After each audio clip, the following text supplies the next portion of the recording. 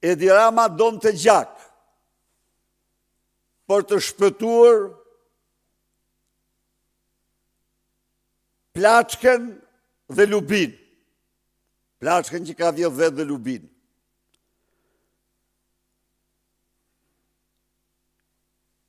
Ky akt, qëllimi me snajper, ndaj protestuesve paqësor, dëshmon dhe njëherë lakmin për gjak që ka Edi Rama. E garantoj se do mbaj përgjegjësi gjërë në fund për urdhrin e djeshëm, për skenarin e djeshëm.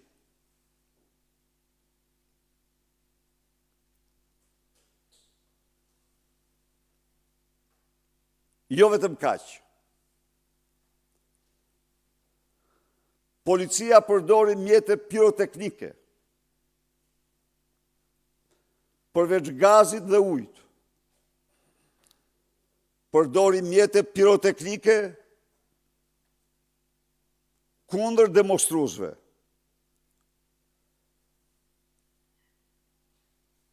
Dhe këto janë të gjitha të filmuara. Barbari e vërtet ndaj gazetarve. Arjan Asimi mbeti asfiksuar. Demonstrues tjetër me aftësit kufizuar, thellësisht kufizuar. U tërhoq zvarë sikur të mos ishte njeri. U tërhoq zvarë në rrugë sikur të mos ishte njeri. Unë nxor nga karroca e tij dhe u tërhoq zvarë.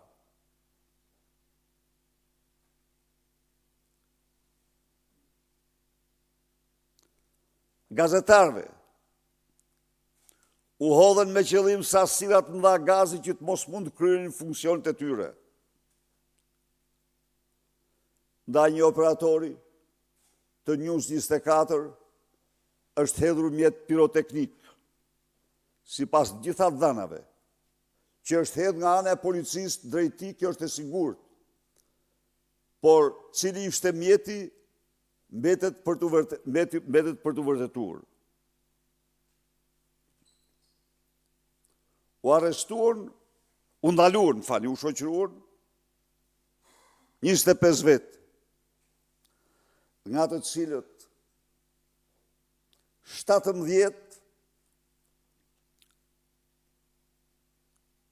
17 ju kanë komunikuar masën e arrestit. Absolutisht pa asnjë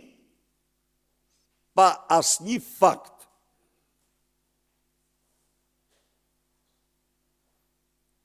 Pa asnjë fakt.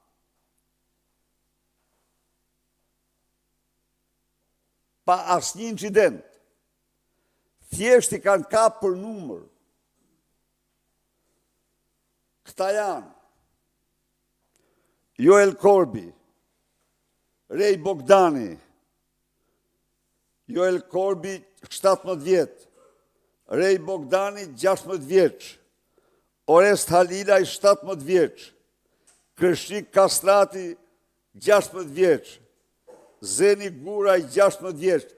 Do të them këtyre trive se janë krenaria mbar kombit. Janë krenaria kombit shqiptar këta. E nisin jetën politikën një betej me të keqën e kombit vetë. Arturo Kadria 19 vjeç, Sadri Peka 17 vjeç, Kreshnik Qeqo 36 vjeç, Suzana Dinushi 48 vjeç, Klodiana Bajrami 24 vjeç, Leonid Tusha 21 vjeç, Gjersi Velçanaku 19 vjeç, Klajdi Subashi 26 vjeç, Ramazan Nuku 29 vjeç, Florian Nuku 32 vjeç, Daniela Leka 17 vjeç, Ernest Kapo 31 vjeç e kanë liruar. Herojt vërtet, të gjithë ta, të shpres solidaritetin tim dhe të mbarë shqiptarve. Ata janë aty si qendrështar dhe denoj me forcën më të madhe urdhër arrestin ndaj qytetarëve që në përputhje me kushtetutën po protestonin të revoltuar. I garantoj autor të këtij arresti se drejtësia vonon, por nuk harron bita edhe do bjeri. Zonja dhe zotri, dhuna e egër e banditëve dje nuk kurseu deputet të Kuvendit Popullor. Ju jeni dëshmitar se si para kamerave u vërsulën me urdhër të veçantë, goditën dhe keq trajtuan deputetin Bledjon Nallbati me urdhër të Edi Ramës, i cili në mënyrë absolute nuk po kryente asnjë veprim përveç se një të mitur që po e keq trajtonin e ndihmoi.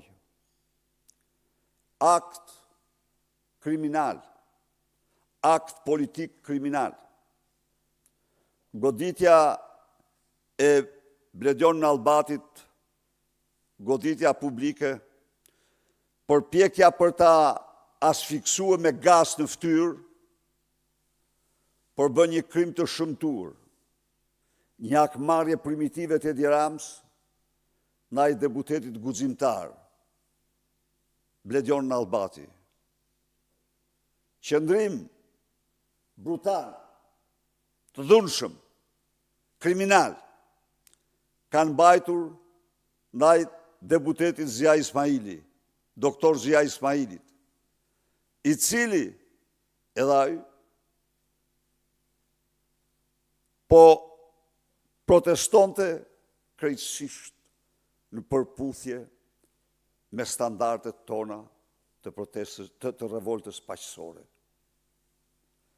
Sulmi ndaj deputetëve të opozicës, sulmi fizik ndaj deputetëve të opozicës, dëshmon se Edi Rama kërkon përballje civile. Edi Rama është një hakmarrës primitiv i cili për të shpëtuar ligjit nga plashkat që ka vjedhur, nga miliardat që ka vjedhur së bashku me Lubin, është i gatshëm të kryej çdo veprim vetëm e vetëm të shpëtoj ligjit. Por unë i garantoj Edi Ramën se është absolutisht i pashpresë.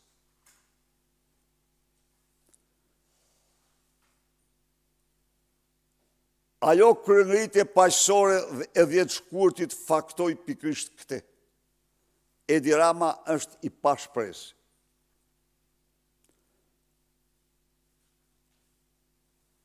Zonja dhe zotri, reagimet e narkoqeveritarëve të tmerruar e kreut të organizatës kriminale Edi Rama dhe zëdhënësve të tij dëshmojnë qartë se atyre u ka hyrë thellë lepuri në bark. Se ata po e kuptojnë që kohrat i kanë të numëruara. Edi Rama përsëriti sot në mëngjes thirrjet e Dajkos së tij Xhelat Koleka, i cili me 11 dhjetor të vitit 1990 bën të thirrjen plenumin e Komitetit Qendror të futën tanket studentëve. Sepse ata janë, përdori atë fjalë, që unë s'duhet ta them këtu, por çdo shqiptar e din, sepse Edi Rama e mban në gojë nga mëngjesi gjërë në darkë.